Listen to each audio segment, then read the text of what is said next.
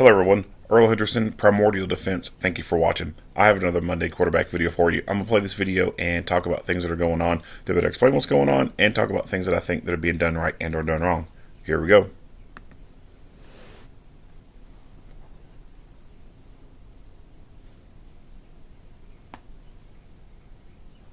The information, audio, and visuals you're about to see are intended to provide details of an officer-involved shooting which occurred on January 17, 2023 at approximately 8:17 p.m. in the 7700 block of Cibola Drive. An investigation into the use of force is being conducted to determine whether the actions of the officers were in compliance with law and department policy. The investigation is being conducted by the police department and will be reviewed independently by the Kern County District Attorney's Office. Bakersfield Police Department officers are equipped with body-worn cameras. The cameras do not capture everything the officers saw or experienced and do not encompass the entirety of the investigation, which includes witness interviews, forensic processing, and administrative review. Conclusions about the officer's actions with regard to law and policy will not be made until the investigation is complete and all facts are known. Since the adoption of body-worn cameras, the Bakersfield Police Department has released footage of all officer-involved shootings. This footage is being released to the community to provide transparency. This video may contain strong language and graphic images, which may be disturbing to some people. Viewer discretion is advised. On January 17th at 8:17 p.m., the Bakersfield Police Department received a report that a woman was possibly being held against her will by a male subject in the 7700 block of Cibola Drive.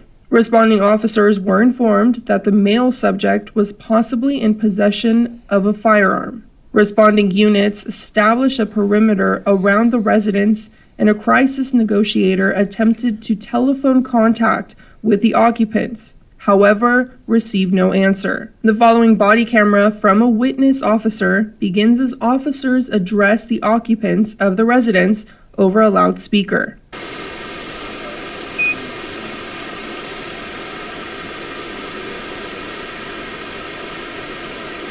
Richard Firo, this is the Bakersfield Police Department. We have your residents surrounded. Come up and out the front door with your hands up, unarmed.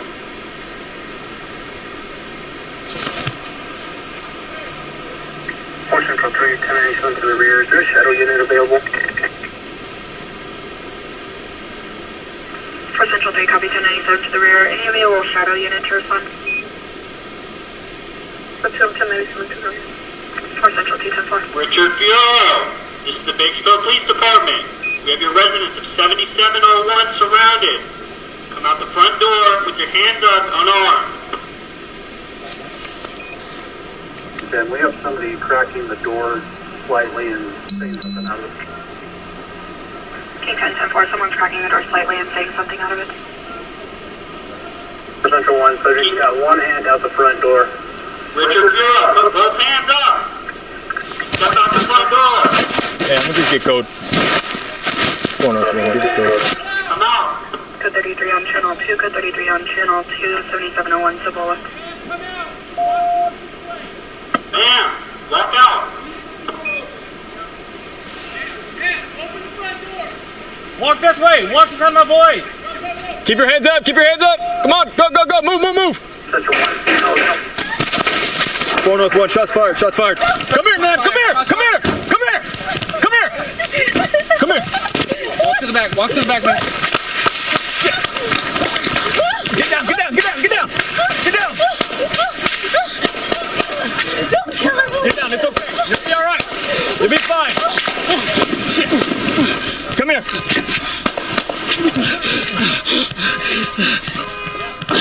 Don't get I can't see. Oh my God. Get down. Get down.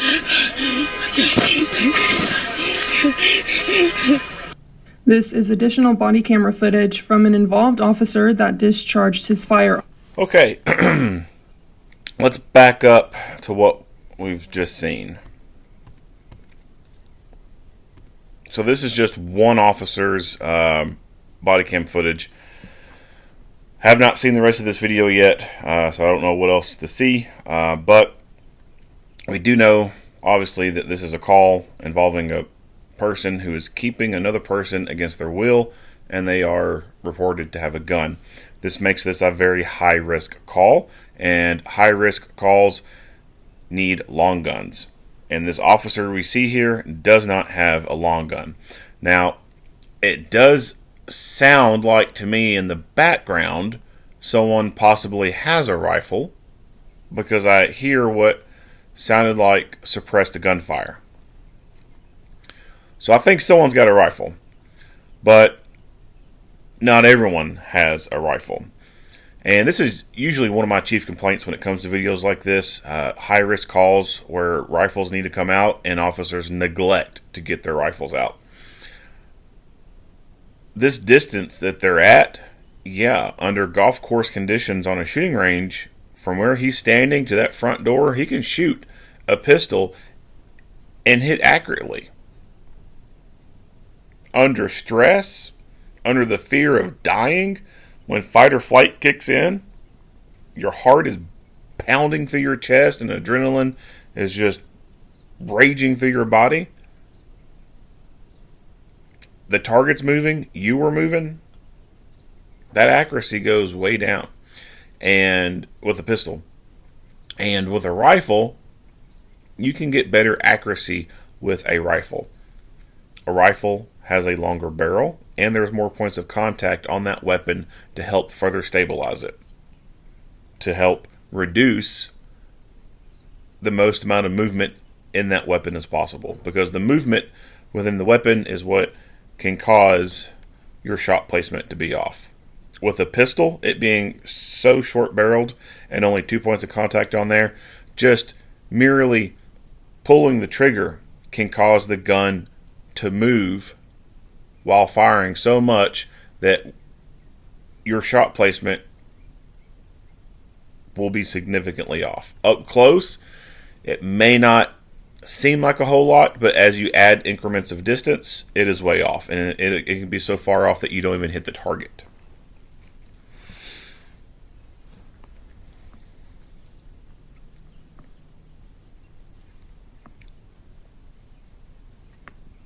Move!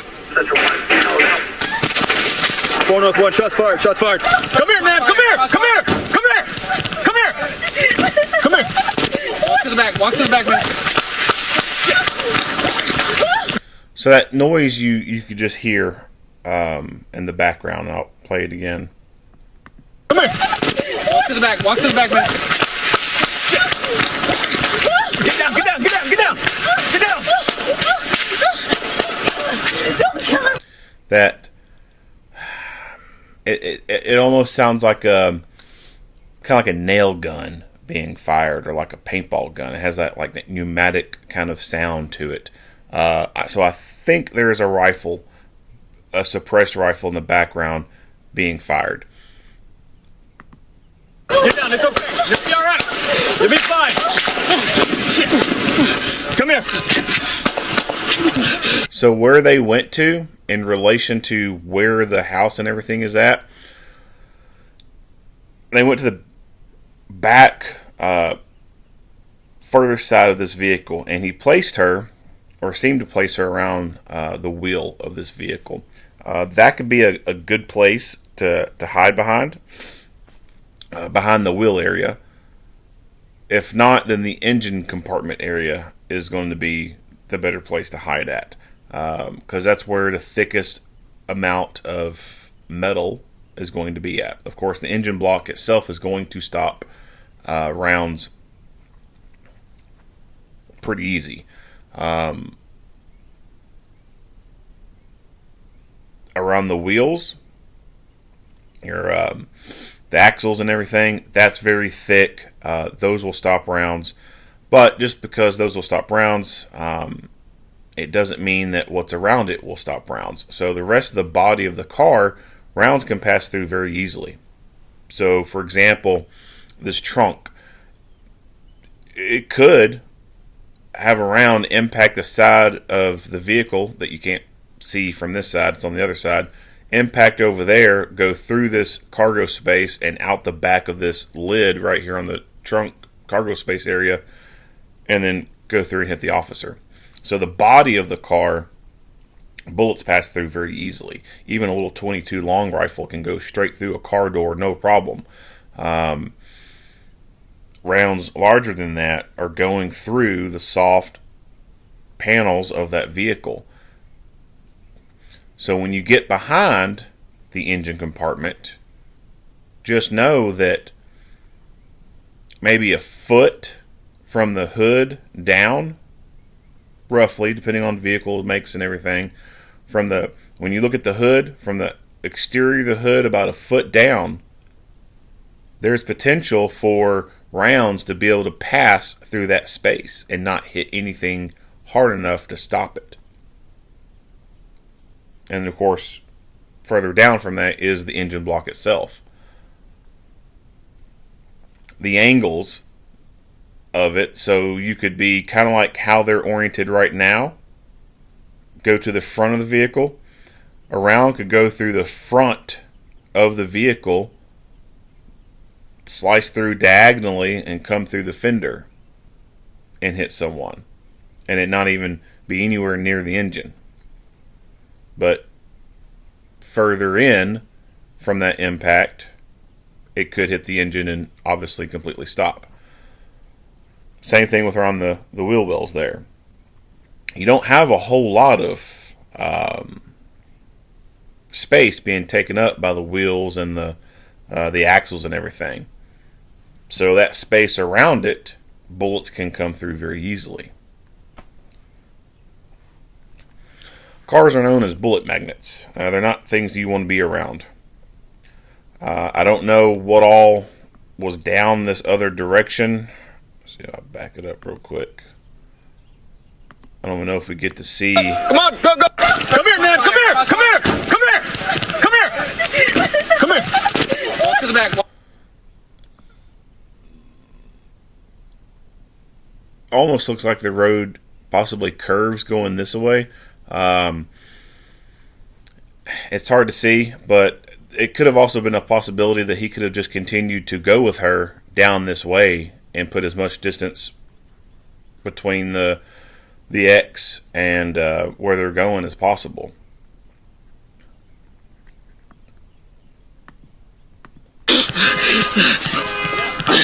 Don't kill him. So she said, please don't kill him. This woman was taken against her will, held against her will by a man with a gun, and she is now saying, please don't kill him. So it makes it sound like this is likely a domestic kind of call or incident where they're possibly in a relationship with each other. Domestic abuse happens a lot, and this is not uncommon for the victim to be victimized but yet still show sympathy for the person and not want anything bad to happen to them. There's been times where police have gone to a domestic abuse call where the man has just beat the fucking living shit out of the woman, and the police go arrest the man, and the woman loses her shit and attacks the police because they're arresting the love of her life who just beat the shit out of her.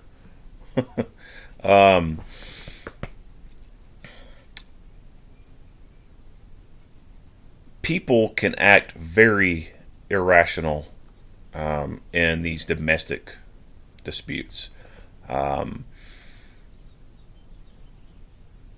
The feelings and everything that come along with love, and the jealousy that can go into it, all that that can make a person act in a way that they ordinarily would not act under any other circumstances. It can rob people of their ability to think clearly, logically, rationally.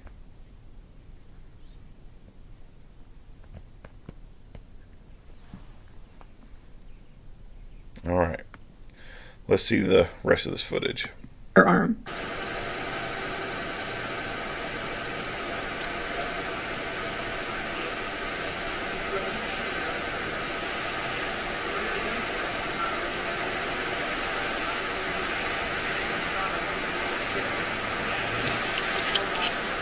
Alright, so this guy's got a rifle.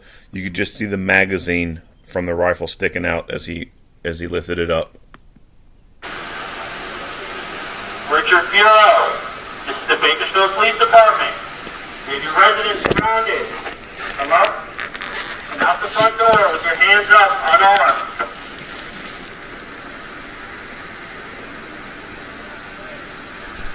Central 310, he's to the rear. Is there a shadow unit available? I'm not sure what a shadow unit is. For Central 3, copy 1097 to the rear. Any available shadow unit to respond? 1097 to the rear. For Central 210 Richard Firo, this is the Bakersfield Police Department. We have your residents of 7701 surrounded. Come out the front door with your hands up, unarmed. We have somebody cracking the door slightly and saying something out of it. King 10-4, someone's cracking the door slightly and saying something out of it. One subject got one hand out the front door. Richard Firo, both hands up.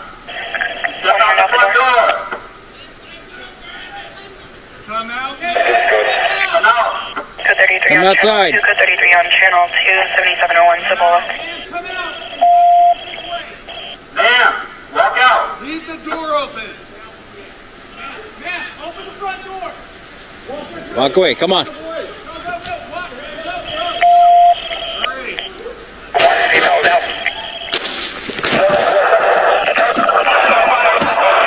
like shots are being fired. Shots are being fired, 998.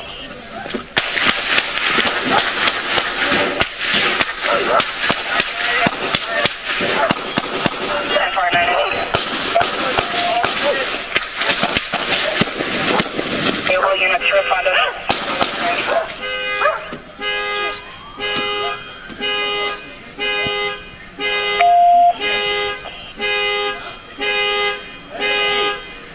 At this point, it looks like it's a barricaded subject inside the residence.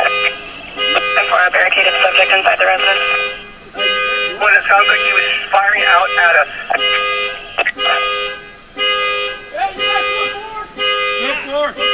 Code 4. 11, we're starting the barricade from the west and east side. 10-4, starting the back hat. The units in the front, are you code 4? Forces, we want to move all units to code 4 at this time. So 1 copy, all units are code 4 at this time. We're going to need to set up a command post. Command post is going to be at the body exchange off White Lane. Body exchange off White Lane. Have fire, ambulance respond there, and set up there. Power 110-4, CP's at the body exchange on White Lane, have fire and ambulance respond there. Come to my car. Grab both of us. 11, are you code 4 to the front? Forever 11. Code 4 to the front. Steer and movement inside. Go for it, the front. The movement inside. I can't see movement, however, he is yelling from inside. Forever 11. There is movement inside. We can hear it, and we can hear him moving, and we can hear him yelling. This thing's out, we can't hear what he's saying. Units are covering. Air 1.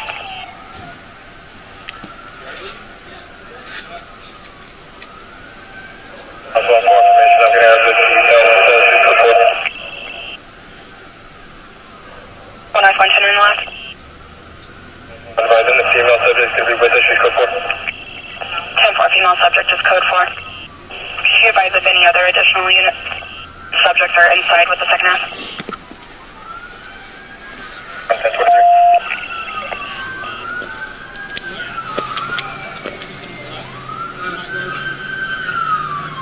If possible, can you attempt to contact the residents to the east and west of the residence and have them shelter in place at this time?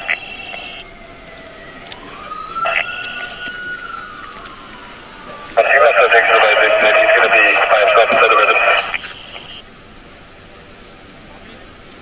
Confirm he's the only subject in the residence. Forever 11. He's manipulating a firearm inside. I can hear the mechanical sound. Forever 11. Shots fired.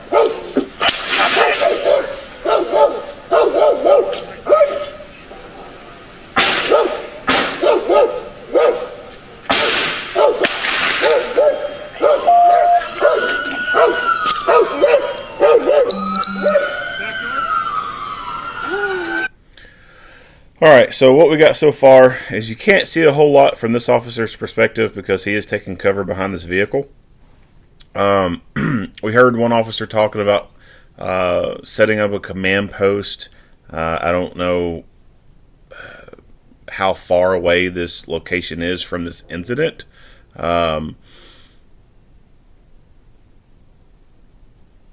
When you think about the incident command system, so whoever's on scene right now, as far as a person in charge, there is an incident commander there. One thing that with law enforcement that I've noticed is the full spectrum of the incident command system is not fully utilized, I guess you could say. Fire departments are the ones who are a little bit more the best at well, I wouldn't say fully utilizing it, but utilizing it probably the most between fire and police. Anytime you hear a fire unit going on scene, you'll hear someone saying that they're going on scene and they'll be in command. And on that fire scene, they'll designate who's going to be, in command or whatever, and that person may appoint a person to an operations kind of role. Maybe depending on, the complexity of the scene, there might be, someone in charge of logistics, a staging area kind of stuff like that. But they don't fully use the whole system itself. Within search and rescue, that's where I have seen the full incident command system be completely utilized. From incident commander to a planning officer, an operations officer, have your logistics person who is coordinating all these different vehicles to move people from the staging area into search areas, staging person in charge. You got your teams and your team leaders, or what would be your strike team leaders under the incident command system. Public information officer, all this stuff, as far as the ICS goes, from what I've seen, is search and rescue will utilize that full spectrum of it. Fire departments will use just a little bit of it, and police departments, the things that they're doing, when you break it down and analyze it, you can see, all right, well, this person was incident commander, this person could have been operations, but a lot of agencies, you just don't see them verbalizing it or pointing out that it is the ICS model that they're using. So someone is going to be completely in charge of this incident as the incident commander. Now, you could have a deputy incident commander, something like this. I mean, I don't see the need for staffing every single position within the ICS, but you're going to have that incident commander. And this is from right now, this is from the patrol side. Now, once SWAT gets there, that incident commander may change. Someone else may be in charge. And then that SWAT person who's in charge may start to staff an operations person. So the incident commander will take that command, and then they'll have someone in charge of operations who's going to make the plan on how they're going to make entry, and who's going to be over here doing this, blah blah blah. And they're briefing the incident commander, and the incident commander saying, yeah, while the incident commander is talking to other people, and taking in that whole picture of the scene and managing it from that. And then they may have a person who will be somewhat in the planning phase of things, gathering information, etc., logistics, staging area. They'll have a person, most likely is a public information officer, who's going to be coming out. They're going to have to be talking with the command staff there, coming up with what information is available, what's going to be released to the public at this time, road closures, people need the shelter in place, contacting schools that are nearby, telling them not to run the buses through there and to call the homes and tell the kids to stay inside the house, etc. So as the operation or the incident becomes prolonged and more complex, you can start to see more of these incident command roles or incident command system roles being staffed. Now, to the extent of what they staff their stuff to, I have no idea. But whoever's there in charge is going to be the incident commander. And the incident commander themselves can also fulfill some of those other roles and not have to specifically task someone into it. So your person who's acting as incident commander could also be the operations manager and the planning manager. It just really depends on how complex that scene is and what all's going on. Moving on. Now, what sucks for this guy is it looks like he was moving around and a security light activated behind him. Now he is backlit. Now he's silhouetted. So, from the bad guy's perspective, if he's looking out that window, he can now see the shadow of a person, a silhouette, and set his sights up on that. So under this kind of circumstance, although it would suck for the property owner to have to deal with it, under this circumstance, I'd have no problem someone going up with a baton and smashing out these fucking security lights and taking out that backlight. That is an exigent circumstance right there. Now, the right thing to do would be, obviously the agency cover those expenses or whatever. But right then and there, no problem whatsoever if someone decided to take a baton and go bust out a couple security lights for the safety and security of those officers who are staged where they're at.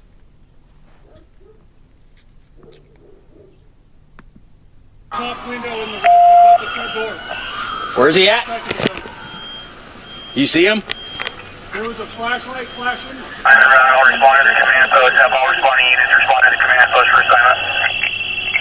Have all additional responding units respond to the command post for assignment.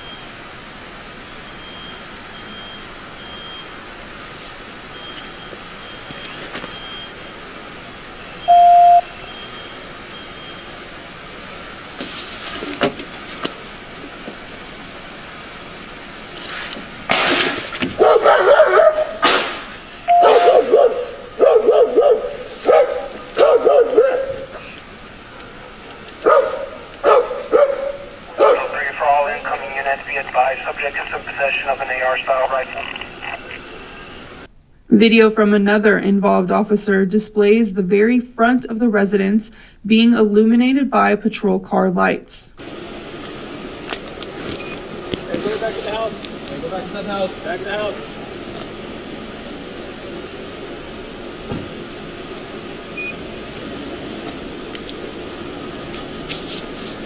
Richard Firo.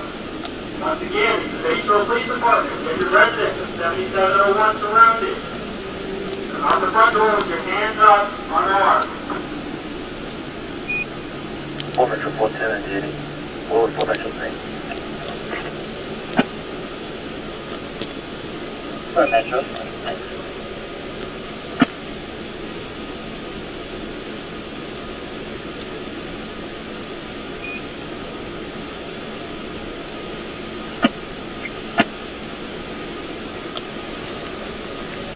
So at nighttime, you can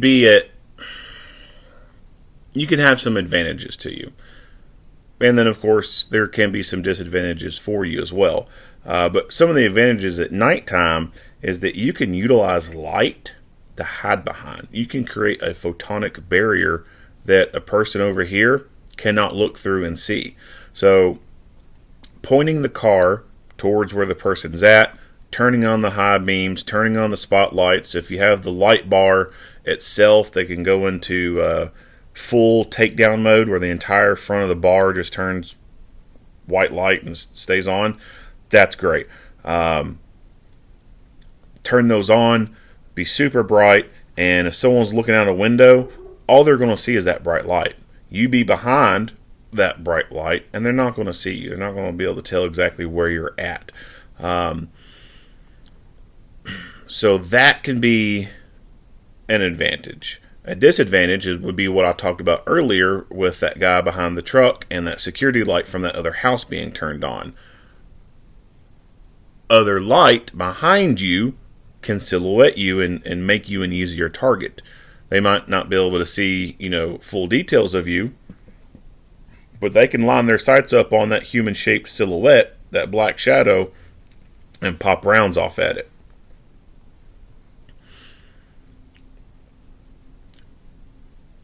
During the day,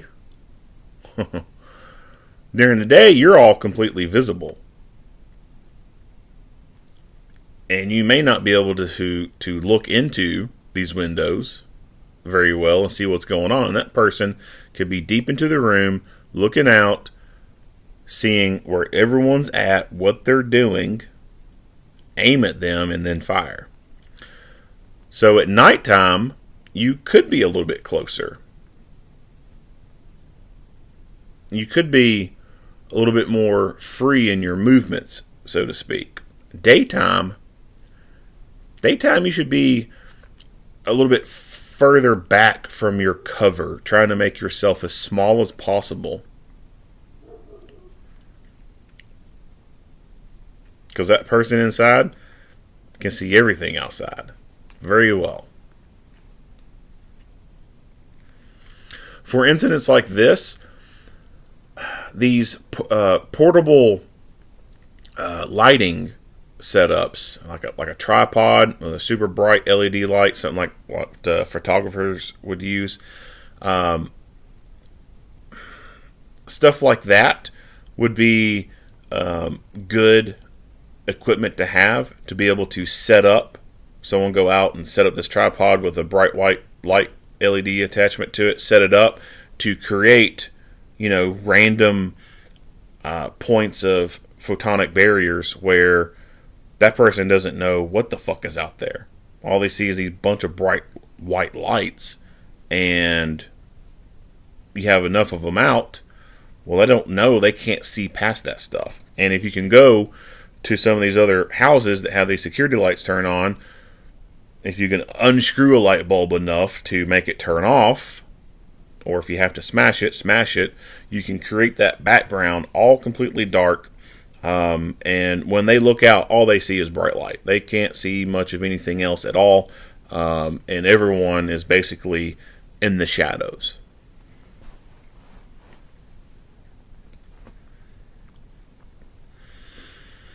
But stuff like that would be something that would probably be more specialized or kept in a specialized vehicle like the SWAT team trailer or truck, however teams got their stuff set up. You wouldn't be finding that stuff in just normal patrol cars.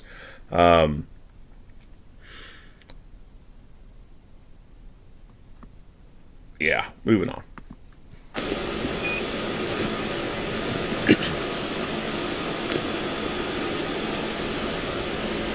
Richard Firo, this is the Bakersfield Police Department. With your residents surrounded, come up and out the front door with your hands up, unarmed. 401.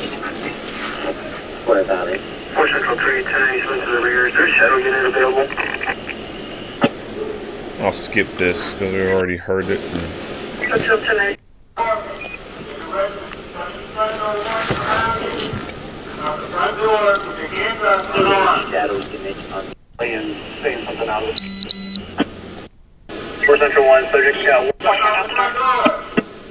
Channel 2, code 33 on channel 27701 Cibola. Bam! Walk out! Walk this way. Walk this way, my boy. Put your hands up. Put your hands up. Go, go, go, go, go, go. Central 1, female now.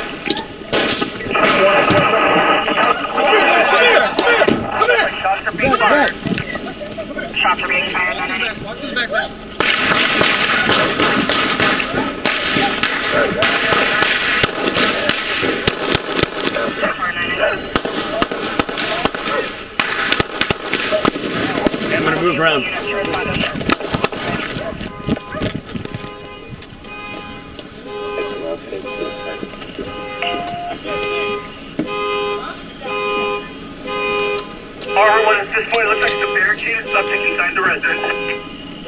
for a barricaded subject. So one thing that sucks about the rear of the vehicle is the rear lights.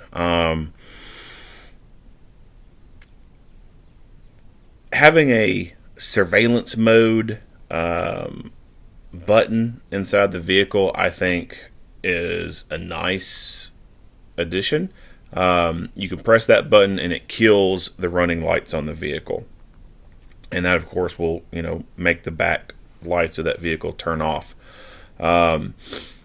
Just that brake light itself is enough to illuminate this person and provide enough light to have them visible to the opposition, to the aggressor.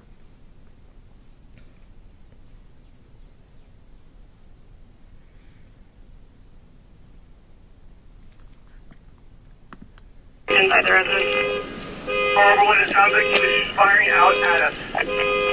After the initial return of gunfire by 3 involved officers, an approximate 6-hour standoff ensued. During the standoff, the suspect discharged firearms at officers several additional times. However, no officers returned fire. During the suspect's gunfire, several residents behind the officers were struck. A bystander inside of a residence sustained a non-life-threatening gunshot-related injury from the suspect. At 3:46 a.m., the suspect exited the residence and was taken into custody. He was not injured by officers' gunfire. The suspect's firearms were recovered from inside of the residence. This is an ongoing investigation. The Bakersfield Police Department's use of force policy, including deadly force policy, is available to the public at www.bakersfieldpd.us. All right. So let's go backwards. The victim inside injured by officers' gunfire. The suspect's fire. So a 6-hour standoff. So what I talked about earlier about nighttime versus daytime, as this incident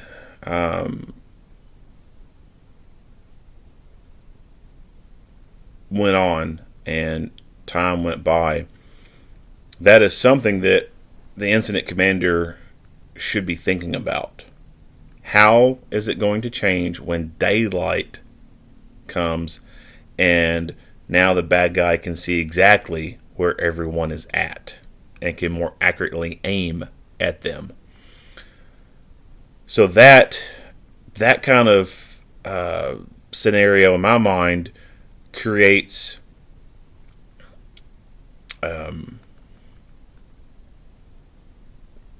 like an hourglass. Time's ticking. Something's going to have to be done before daylight hits, because once daylight hits, it's going to make it much more difficult and much more deadly for the good guys involved. So that could be by X time.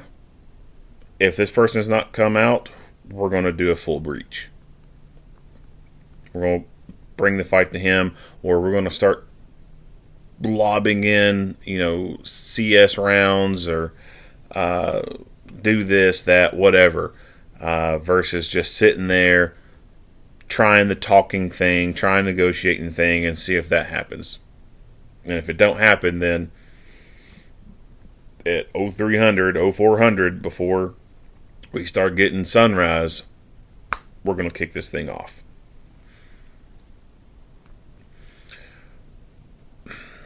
They mentioned that he fired several times at officers, but none of them ever returned fire.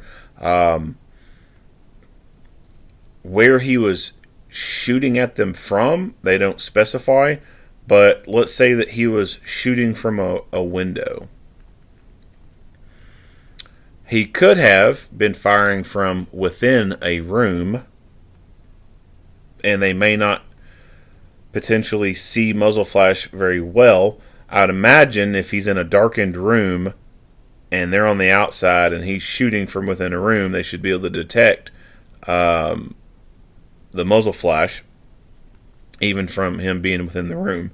I would also suspect that they should have been able to see, glass breaking, debris flying out from an open window as he's firing rounds through it, pieces of blinds or whatever coming out of that opening. Same with the doorways. So they should have known where he was shooting from, and they could have returned fire. Even if they could not specifically 100% see him, if he is shooting from one particular window, people could return fire at that window. Now, some of you may be saying, well, that breaks the cardinal rule of know your target and what is behind it. Technically, yes. However, there are some circumstances where you can shoot at a target that you cannot fully see. And if he is shooting from a window, then to the left, right, and bottom of that window could be viable places to fire rounds at. Because depending on the angles and everything, if he is to one side of the room shooting out the window, you could shoot to the left of that window and potentially put rounds through that structure and hit the target. Potentially.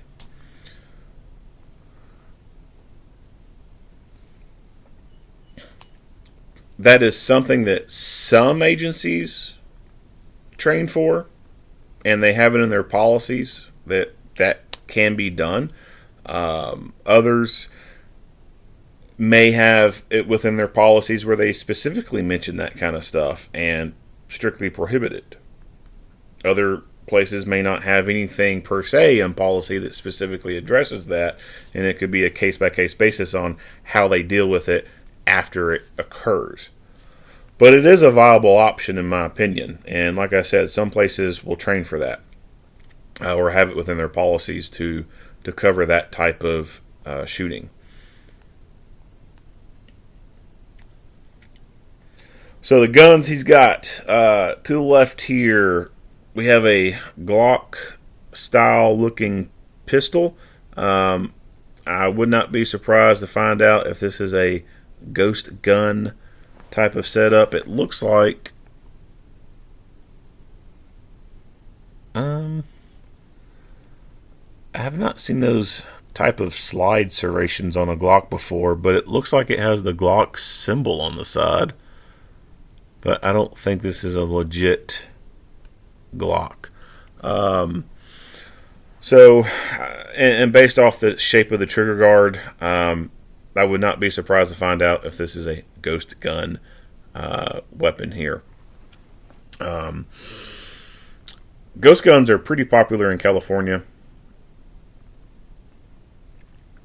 We see this looks like it might be a laser attachment. Can't tell for sure. It's kind of funky looking. But that's possibly a laser beam attachment right there. If it's not, I don't know what else it could be. Because, like I said, it's oddly shaped. A lot of people have these fascinations with laser beams. They think that a laser beam is going to make them more accurate. Not really. Especially on pistols. The best thing for a pistol, if you're going to have any type of light attachment on it, or any type of electronic attachment on it, a white light is the best thing to have on there, because then you can positively identify targets, threats at night, and then be able to engage those effectively. With a laser beam at night, all you're going to be able to do is put a red dot on an object. That's it. You're not going to be able to identify if that object is a threat or not.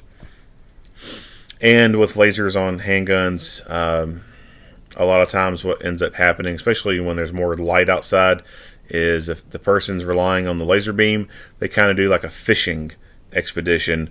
They'll bring gun up, point it in that direction, and they'll move the gun around until they pick up the laser dot. And then orientate that and put it on target. Kind of like how when you come to a computer and you take the mouse and you kind of wiggle the mouse around to see where the cursor's at, pick it up within your vision, like, oh, where's the mouse? Oh, there it is. And then you start pinpointing the mouse where you need it to go. Same happens with laser beams on pistols. And so iron sights are the quickest way to get sights on target versus a laser beam.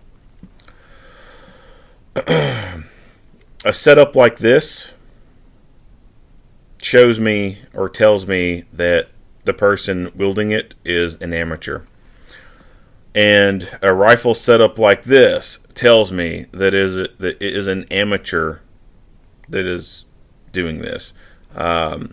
This El Cheapo sling that they've got on this gun, like, there's no industry professionals that use a freaking sling like this. This is one of those foregrips that turns into a bipod. Again, there's no like good professionals who use that crappy shit. This very cheaply made light with this corded phone cord style remote switch on it. Like, nobody uses that. Nobody uses shit like that at all. Yes, you will see a cord coming out the back of a light and a pressure pad, but it's not a long telephone cord type of thing where it's super long like that. Like, no one uses that. In the absence of backup iron sights, those things indicate to me that this is a complete amateur that is wielding this weapon here. Had this person not been such a goofball and had better equipment, and not just better equipment, but better knowledge, I can tell this person does not have very good knowledge, because anyone who's gone through any actual good real training will not have this shit. So I'd say the officers were lucky that they were dealing with an idiot who didn't know what he was doing. Had they been dealing with someone who knew what they were doing, things could have turned out a whole lot different.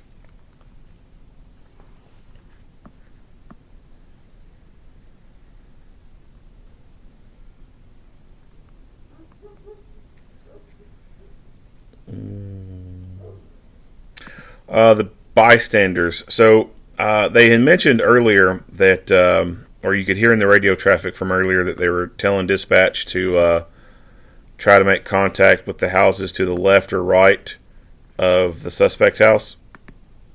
And it didn't seem like anyone had made any mentioning of the houses that would be behind them. So it's a 360 environment, right? So yeah, they were thinking good about getting the houses to the left and right of this person contacted and tell them to shelter in place, but really they should have just said, tell everyone around this house to shelter in place. And so some dispatch centers have that capability of being able to bring up the numbers for the houses around them and contacting them, doing basically, I guess you could say it's like reverse 911. Or they have the ability to send out emergency notifications over to smartphones. So they could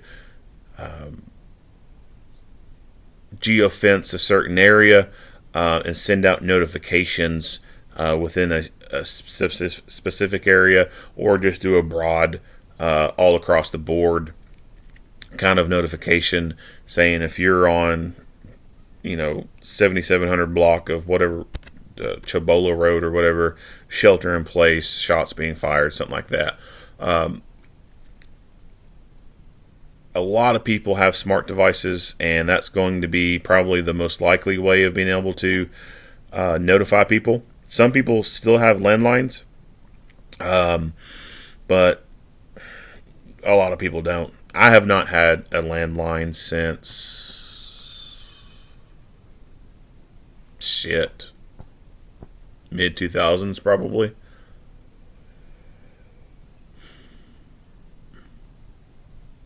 Yeah, had to be mid 2000s. For sure, I know I'm pretty confident. Yeah, I know I didn't have a landline past 2010.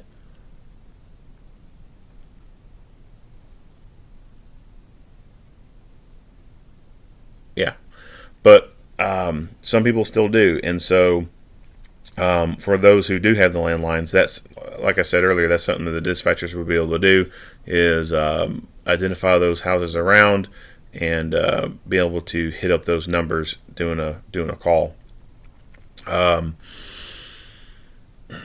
People on the scene there could also go around and facilitate that. Go to those houses, tell them to get down, go to the furthest point of the house and hide, and or just get them to go out the back doors and escort them further on down away from the area.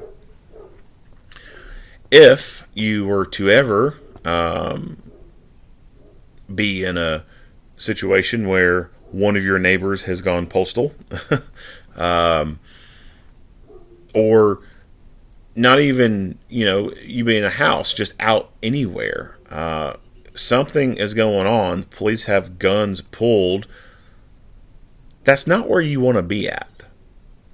A lot of people just want to get their cell phones out and record what's going on, get those likes, get those shares, but they don't realize that if they're visible, they're reachable by a bullet. The bad guy could start shooting, start spraying rounds, and you could be standing right in the path of one of their bullets.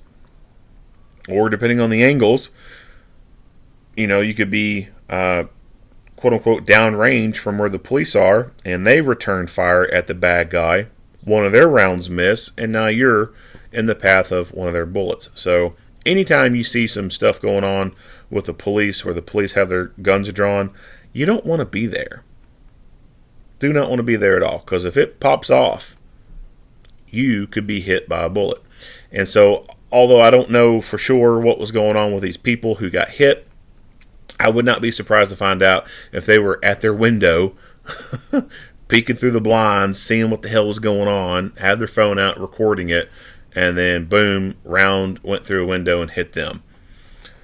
They could have been sheltering in place. They could have been, their bedroom could have been facing that wall that was facing that suspect house, and they could have been laying on the ground thinking that they would be okay. But the way their house was constructed, it could have just been easy for a bullet to go through the front of the house and into the bedroom where they're at. Bullets can go through walls very easily. So unless the exterior of your house is made of brick or concrete, or cinder blocks, bullets can go through it very easily. They can go through that plywood, no problem whatsoever, go through drywall.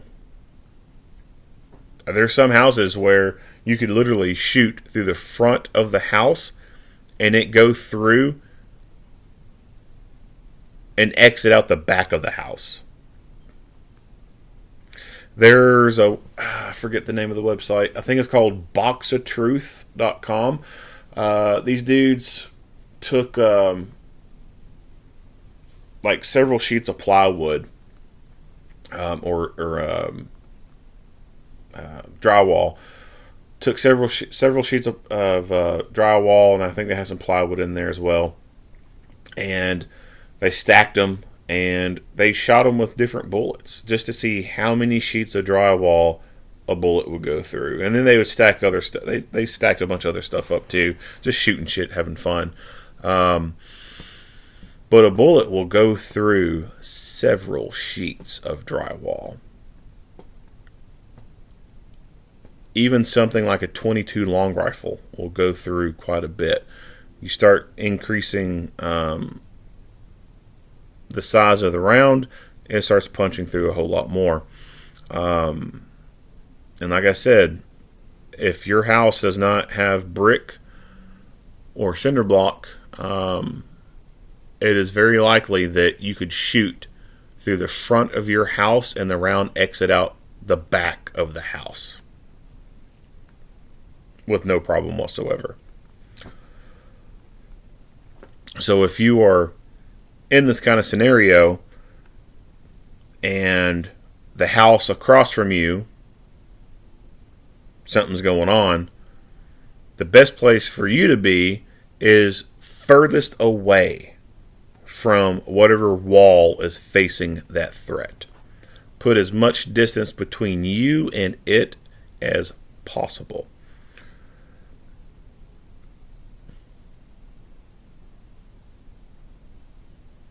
And if that means going outside, then go outside. If you have a basement, the basement could be a better place to go down into. If, for example, you have a room that would be behind another room that's facing that wall, and there's a bookshelf in there, simply hiding behind that bookshelf could be a better option, because those books would be thicker and more likely to stop incoming rounds. Or if your fridge happens to be, the only thing that would seem to be potentially thick enough or have enough stuff in there to slow rounds down, sitting behind your fridge could be, a viable option. Of course, everyone's house, is designed way different, but your house best. Or you can think about, where you could hide out in your house, depending on where the threat's at and how is it going to stop rounds the best. As much material as you can get between you and the threat, the better.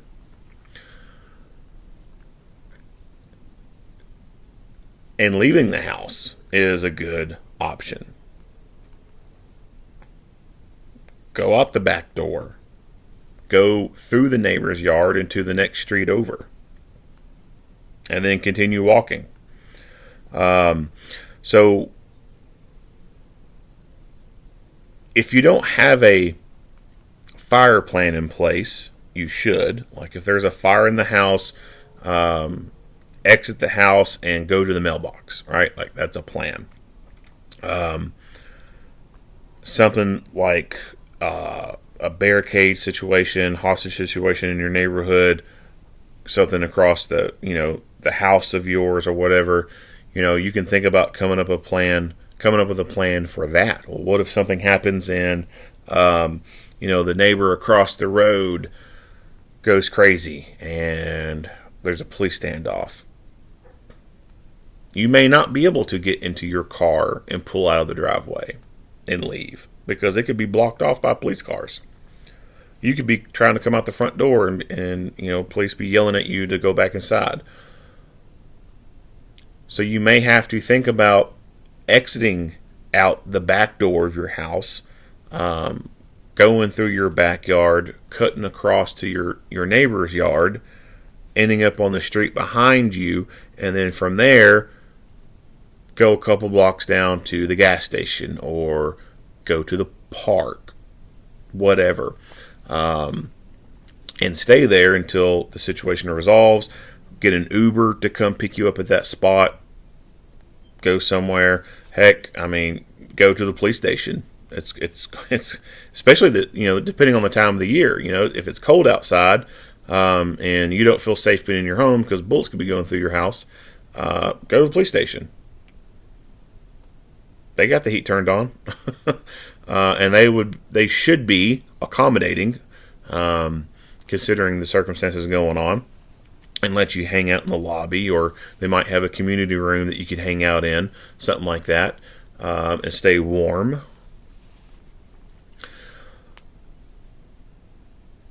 Having a go bag is something that you should think about and consider. I don't think I've talked a whole lot about go bags or bug out bags or anything like that in a lot of these videos, but having something like that could be very beneficial if you need to up and move really quick. So imagine something happens in the middle of the night and you've got boxers on, you got pajamas on, whatever, you got minimal clothing on because you're sleeping in bed. You may not have time when an evacuation starts to go through your closet, pick out some clothes, and have a couple changes of stuff here and there. It may be quick that you have to evacuate.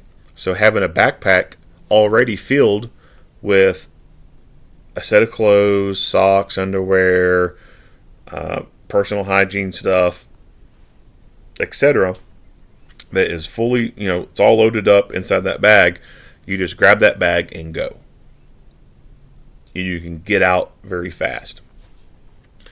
That's something to be able to do very easily. You don't have to have, the best tactical bag or anything like that. You can literally go to the dollar store, buy a very cheap backpack, put clothes in it, some personal, hygiene stuff, put, very long shelf-stable kind of food stuff in there, and have it, in a staged location somewhere in the house. You pick where it's going to be at, and something happens, you can grab that bag and go.